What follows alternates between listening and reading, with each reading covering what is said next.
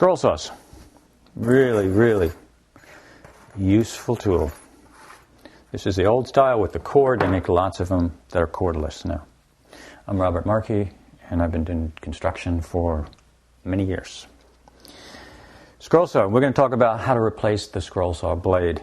Now, the trick with that is almost every scroll saw has a different method of doing it. This one here, it's got a hex bolt. Undo it. Take the new blade that we want to put in, and again, we want to decide what kind of blade we want. A very fine blade for fine cuts, maybe real narrow circles. You got a less fine blade, and for a thicker piece of wood, you could use that. And you got a heavy-duty one that you're going to pretty much go straight through. Oh, let's pop this one in. Make sure that it's facing forward. It goes right in there.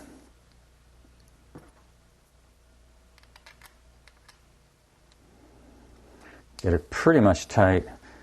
The key with this kind of a scroll saw blade is that it's straight up and down. Tighten it, and we're good. With the other kind of scroll saws, there's often something up here that twists and turns and the blade pops down. I'm Robert Markey. We've been talking about scroll saw blades.